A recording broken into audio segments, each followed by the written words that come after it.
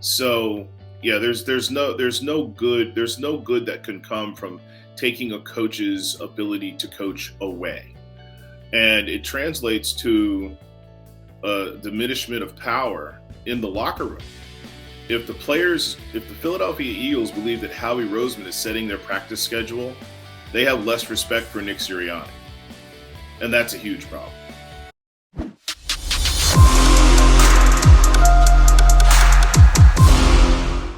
God bless him. There he is. There we go. The ink-stained wretch himself, our buddy Marcus Hayes from the Philadelphia Inquirer and WIP. All right, Marcus, now we got you in focus. Where did you go to? Amazon or directly to PhiladelphiaEagles.com to order your Eagle paraphernalia, memorabilia, call it what you want, with their new word. What is it called again? Word mark. The big shipped and yesterday. Secondary logos. Make any purchases yet, Marcus? No, we try to keep our house free of any sort of paraphernalia. Yeah, good for you, Marcus. That would imply that I have a bias. But people ask all the time. I get so frustrated. Why do they keep changing the uniform, and why are they going to Kelly Green, and why did they change what is it called, the word mark? Word mark. Yeah. So you buy new stuff. That's exactly. Why does nobody get that? I said this. It's all a merchandising grab. I'm surprised. Here's what I'm surprised about, Marcus. I'm surprised the NFL long ago didn't become Oregon. Nike University. They change uniforms whenever they want, whenever they feel like, and people buy them, and they say, "Oh, that's cool," and do it. I'm surprised. Not just the NFL, but more professional sports teams don't open the floodgates completely and say, "Okay, we're going to wear this on this day, and we're going to wear this," and just keep bleeding people dry as long as they can. I'm surprised that part of it hasn't happened. Well, that assumes that they'll fall for the trick every time. And, I've talked to marketing people about this for probably 25 years now, because my contention is if you buy a jersey in 1995, it should still be relevant in 2022. And it often isn't. So the explanation that I've gotten is that people will fall for it every so often. And the calculus becomes, how often can we do it? So I reckon they're doing it as often as they think they can. Exactly. Well, and to follow up on that, Marcus, about the only thing I can say Daniel Snyder's done right over the past 15, 20 years, when he was forced to finally change the name, he went with Washington football team for two years. I always maintained he's going to double dip on merchandising. And then he comes up with the Commanders and he says, we magically, after this 2-year process, it took him to come up with Commanders. No, they're trying to double dip in merchandising. That was it. And from a business standpoint, it makes sense. Well, yeah. And it just informs you, kind of what a horrible scumbag Daniel Snyder is, that he will fleece his own populace again, to make something, let's understand what happened with the transformation from the Redskins. He was pressured into doing it after swearing he would never do it. Yeah. Right. Yeah. And then he monetized it twice. Now, if he had come up with some sort of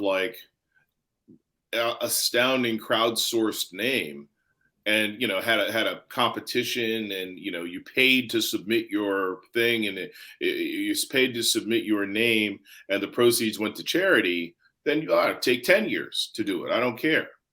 But he clearly, as you said, John, double dipped, because really the only thing that most NFL owners care about is making as much money and increasing the value of their commodity as much as they can. They really don't care about winning that much. They not nearly as much as they care about worth and profit. So he is he cares least about winning of any owner I've ever been around who's not a corporation. The corporate guys really don't care about anything but that stuff. But Snyder is it's almost like he's a parody of a pro sports owner. You couldn't by write. the way, he right, might put a you couldn't write couple extra bucks into his own pocket, which isn't going to go well with his band of fellow owners in the National Football League, and that may be what gets him kicked out of the club. All right, Marcus, do want to ask you about the Eagles on the football field, even though they're not on the football field. There are a whole bunch of teams around the National Football League that are on the football field this week. The Eagles scaled back subscribing to the less is more, stay healthier, more important than getting actual work and practice in. Are they smarter than everybody else, or is this a misdirection that they're throwing out there? They point to the decrease in soft tissue injuries from 2021 and say, we scaled back last off season and look what it brought us. Well, there were no off-season activities in 2020, and they were as injured as ever. So the evidence from 2021 is an outlier, whereas they've tried it both ways in the past, and they've gotten as hurt as ever. So, excuse me, I don't know who they hired to endorse this theory that less is more. But if I were a physiologist or a doctor or an athletic trainer, I would not want to stake my reputation on, hey, you know what? The less we practice in June and May is going to have a direct correlation to how healthy we are in January, because that assumes that nothing is going to happen between May and January. I thought that it was really smart to practice less and more intensely during the season last year and during training camp, but to have fewer sessions and fewer reps with a young quarterback, a remade wide receiver core, and a guy in JJ Arcega-Whiteside who's changing positions, assuming he plays tight end from wide receiver, is it's insanity. So I just can't wait for them to go to Detroit and lose by a touchdown and say it was the refs. It is interesting because most of the league, most coaches, and will complain that they don't have enough time, right, in the offseason, Marcus, compared to how it used to be, and we don't get to spend as much time with the players, blah, blah, blah. And you have 13 sessions, and the Eagles use 6 of them. 6, not even 50%. So they're clearly an outlier. And Nick Sirianni doesn't strike me as the first football coach in the history of the world that says, oh, I don't want to practice. So to me, it's pretty evident that this is an organizational decision. And the Eagles talk up Arsh Denoda, their chief medical officer, and he's a star in the organization's eyes. But I look at it this way. If you put Arsh in Kansas City, he might advise the same thing, but Andy Reid's going to say, well, thanks. Okay, we're going to use our 13 sessions. New England, Bill Belichick's going to say thanks, but we're going to do it this way. Nick Sirianni obviously doesn't have that cachet. You think that becomes a problem at some point if they keep sort of that overriding hand on Nick Sirianni moving forward? Yeah, we saw the issue in Philadelphia. We saw the issue of a general manager having too much say for 5 years with the Phillies, when Matt Klentak, who had no business being a general manager to begin with, would help make out the lineups and predetermined strategies. So yeah, there's no good that can come from taking a coach's ability to coach away, and it translates to a diminishment of power in the locker room. If the Philadelphia Eagles believe that Howie Roseman is setting their practice schedule, they have less respect for Nick Sirianni, and that's a huge problem. That could play out that way. All right, speaking of power and shifting, it came out a couple of weeks ago that Shane Steichen's going to be calling the plays for the Philadelphia Eagles. And the Shane Steichen called the plays for the Philadelphia Eagles last year in the second half of the season, unbeknownst to most of us. John and I are both okay with this. John likes CEO coaches, guys who keep an eye on both sides of the ball rather than being more heavy-handed on one of the two. It doesn't usually happen with a second-year coach, and if we're to believe what we're told, mid-season of a first-year coach that you've already given up responsibility of play calling. Is this good going forward for the Philadelphia Eagles or bad, Marcus? I think any head coach that calls their own plays is clearly understaffed. If you can't find a guy to be your offensive coordinator who you trust to be on the same page with you and call plays, and you have veto power, right? You've got the headset on too. True. But this is not something you should be involved in. You've got the officials, you've got the clock, you've got the defense, you've got specialty, you've got a lot of things to be in charge of. If you're willing to delegate everything else to just be the play caller, then you're not a head coach. So I've always believed that play calling head coaches were flawed in theory and practice. Very, very seldom does it work. And, Andy Reid has relinquished those responsibilities, for certain situations in the past. So, yeah, I'm very much a proponent of not having the head coach call the plays because there's too much to do on a football sideline. For us, a football game is kind of boring, right? There's these stoppages. Yeah. Those stoppages are when he's working. Right. There are way more stoppages than there are actual plays. So he's working way more often, and then he has to watch the plays. So, yeah, it's always a dumb idea. I've never been a proponent of that.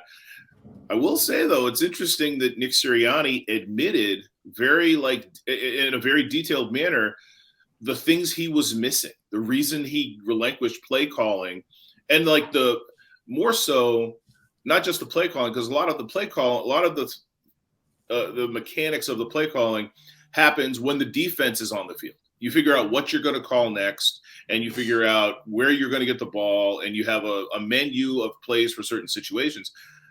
And you can't pay attention to what's going on in the game. And he admitted that. He said, you know what? I couldn't pay attention to what was going on in the game. I need to be more of as John said, a CEO and less of a senior vice president. Yeah, it's always interesting because I've talked about this for years, Marcus, and Sean McVay is kind of the guy in the NFL right now as a head coach. Everybody's looking for Sean McVay. Everybody who ever had a cup of coffee with Sean McVay can get an interview. And when Sean was obviously very young, still very young, and he got the job in Los Angeles, he hired Wade Phillips, which I thought was a great move as a guy who's coached everywhere and great defensive mind. But he used to literally go sit on the bench with Jared Goff at the time when the defense was on. He wasn't paying attention at all.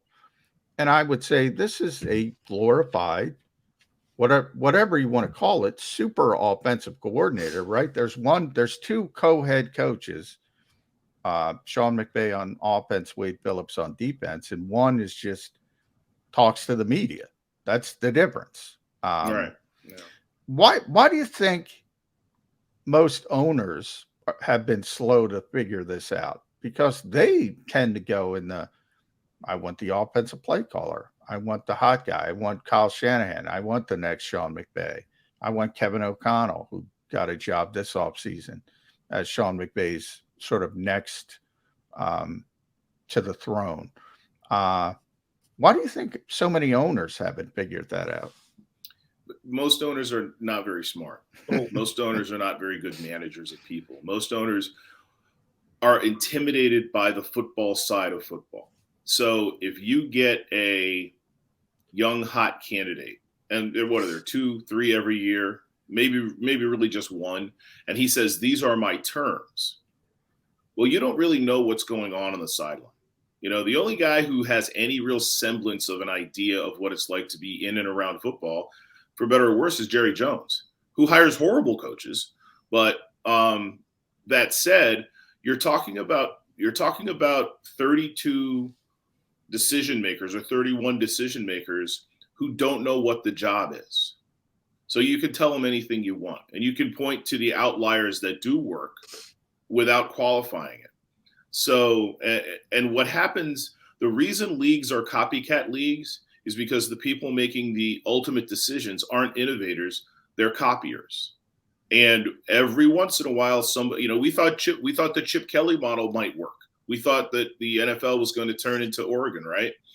Well, it didn't, but all the owners did. All the owners started running a version of that type of offense. So they don't really know what they're doing. And that's not necessarily limited to football, but you'll find in hockey, the owners aren't hiring the head coaches, the hockey guys are. In baseball, it used to be the GM would hire the manager. Now it's like 50-50. But in football, almost always the owner hires the head coach, which is insane. It's just crazy. Why would you who essentially know more about football than the three of us sitting here, stake your $5 billion business on a guy you can't accurately evaluate? Answer, one word, 3 letters, ego. But that's your point is well taken, Marcus. All right. Something near and dear to the football fans here in Philadelphia. Aggressive defense. A lot of people say Jonathan Gannon wasn't aggressive last year, and in explaining it, say, well, he might not have had the weapons that he needed to be able to run the defense that he wanted. Well, they added defensive weapons during this offseason in Jordan Davis and Haason Reddick and the Kobe Dean and James Bradbury. They really did bring in talent upgrades at key positions for them this offseason. If we define aggressive defense by bringing 5 men on a rush and playing man-to-man on the outside on pass coverage. And those are the 2 main things. What else can you do to be a more aggressive defense? Those are the 2 things. Will we see a more aggressive Eagles defense this year with Jonathan Gannon because he's gotten the weapons that he needs? Well, it's really interesting, and I don't mean to be critical of you guys. And I was guilty of this for much of the season and the offseason as well. Who made the most important play in the Super Bowl? Brandon Graham. Who didn't play last year? Brandon Graham. Who had their best season in 2020? 2020. Brandon, one of his best seasons. Brandon's been good for a long time, but I hear what you're saying. He went to the Pro Bowl. Yeah. So you subtracted arguably the best defensive player from your defense. I think it was the beginning of the second game, John. Yeah, I think it was week 3, but beginning of week 3. Yeah. So you subtracted and probably the most versatile, because Brandon does a lot of things and a huge leader in that locker room. So I believe that they were caught sort of with their pants down and they misevaluated Josh Sweat. Josh Sweat was kind of a bust last year. I know he had good numbers at the end of the year, but he was largely a non-factor. So it depends. Hold on. If you're going to call Josh Sweat a bust, what is Derek Barnett? I cut Derek Barnett before last season. I thought they were crazy giving the money. They gave Josh $40 million. You got to criticize Howie for giving Josh $40. Yeah, but I didn't think they should have picked up Barnett's option. He had a 5th-year option for $10 million, I think it was, and I thought that was a bad deal. Yeah. Josh, I could see because he was ascending. Right. You know what I'm saying? And his brother's really good. So, or not his brother. No, his brother's brother. Yeah, Montez, his brother in name. Montez. Yes, right. His brother in name is really good. Maybe they got confused like I did. But yeah, it depends, Jody, on which 5 you're bringing. And I think last year they just misevaluated that position and didn't have the depth that they thought they had behind it. So, and I'm not a big Jonathan Gannon fan. I didn't find him to be particularly innovative. I thought that he misused guys like, and I know Jannard Avery is not the be all and end all, but when he started using him properly, they were more effective. And, I'm not so sure how much I trust this secondary as much as I trust the front 7 or, however they 6, 5, however many they put up there to sort of bring pressure. But the biggest issue for this team was and remains, can they cover tight ends and running backs and slots? And I don't see any big improvement there.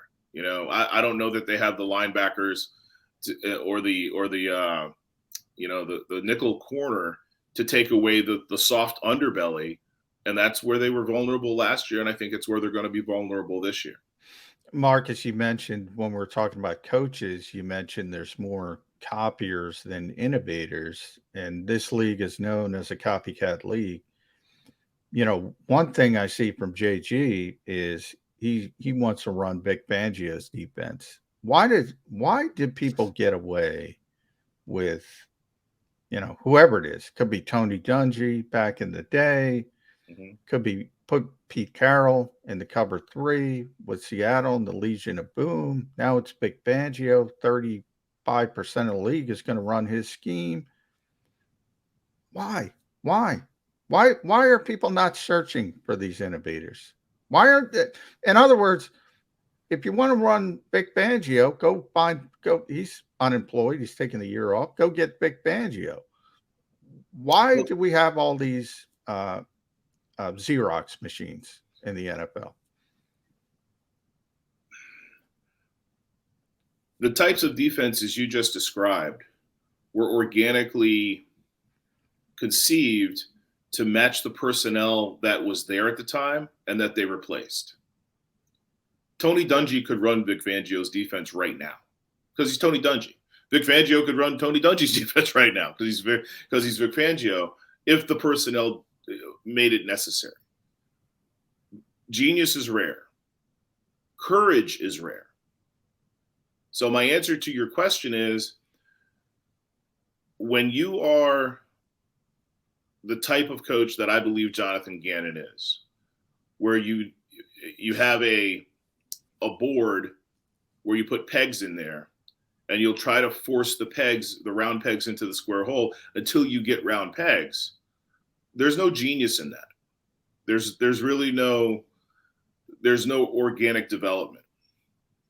The brilliance of, the guy I guess we all respect so much from Andy Reid's defenses was that he didn't have a defense.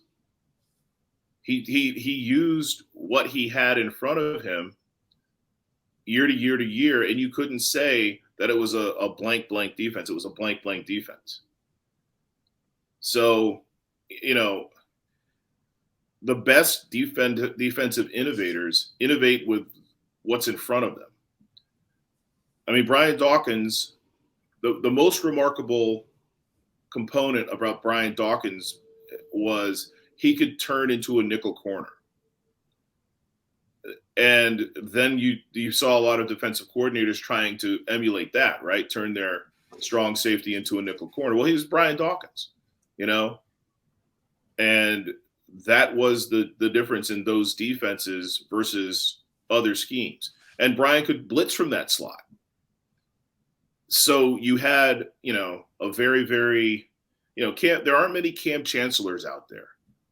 There aren't many Brian Dawkinses. But when you get them, you create a defense that uses their strengths best. And that's what the best defensive coordinators do. And that's why I like defensive coordinators better than offensive coordinators, because to follow them and sort of dissect what they do, because there's no play. You know what I mean? In an offense, you have to run every play has to be run precisely without any sort of innovation. Defense is all improvisation. True. It's about reacting. All right, then let me ask you this, and I don't want to compare anybody on this Eagle defense to Brian Dawkins. I don't think that would be fair to this current Eagle defense or any of the players on it. But if there is a guy on defense this year that can, sounds like you're not a Gannon fan, despite Gannon's defense being what it is, he's going to be so talented and so good and so presumptive to figure stuff out ahead of time and react better than the offense lays it out. Who's that guy on defense for the Eagles this year? Who's going to be the guy who overachieves what Jonathan Gannon's defense needs him to do? Who's going to be the Javon Hargrave this year, you mean? Probably Haason Reddick. He's going to benefit from Javon Hargrave, Jordan Davis, Fletcher Cox, Brandon Graham, and Sweat to a degree. And he's going to see a lot of opportunities to come disguised because they're listing him as a linebacker, right? So, he's the guy. He's the guy that's going to, he's going to catch my eye all the time. He could have a Von Miller type year. You know what I mean? Especially now that they have two corners who can cover. And let's be honest, these guys aren't,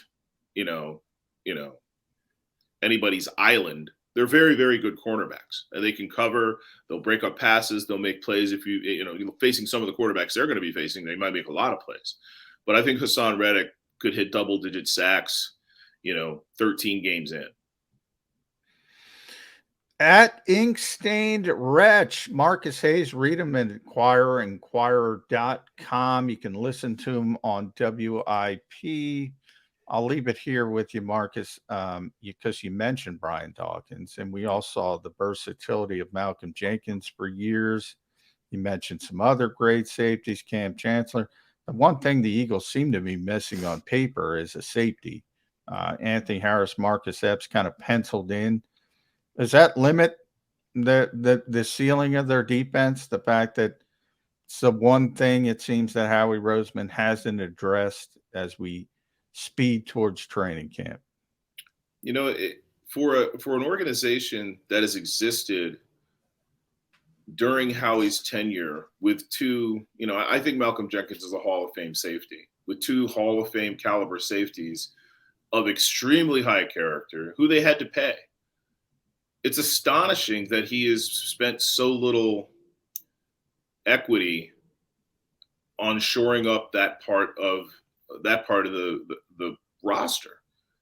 So yeah, it's a real issue. I'm intrigued to see if they aren't interested in converting one or two of their 467 cornerbacks to safety during training camp. I think Zach McPherson, correct me if I'm wrong, John, he kind of profiles as a safety to a degree. But yeah, I've been a little confounded by all the assets spent on the defensive line, especially, and not on players that actually keep the ball out of the end zone. And it's been kind of chronic. I mean, I was never a big Rodney McLeod fan. I thought Malcolm was spectacular and covered up a lot of those sins.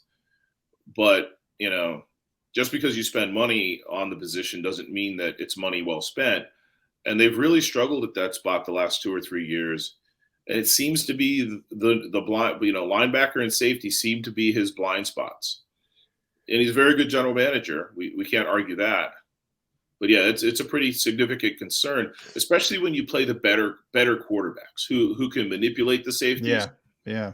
That to me is when they're going to play a bad schedule. They're going to play a lot of bad quarterbacks, and they're going to play a diminished like Dallas offense, right?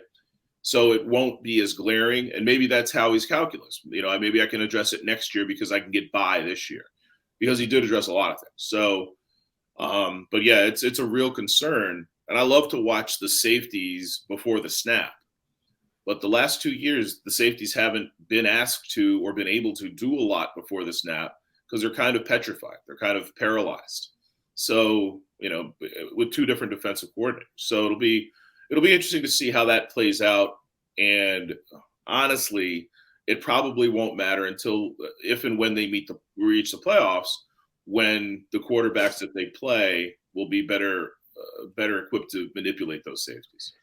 My theory is he's down on the Eagles safeties, Mr. Hayes is, because they've got a guy named Epsy who's going by Epsy, not Marcus. So that he just doesn't like being disrespected. That would be my guess. Why he's down on the safeties. Marcus on Marcus crime, man. We got Marcus, we appreciate when you jump aboard with us. Bring your crime to us anytime, my friend.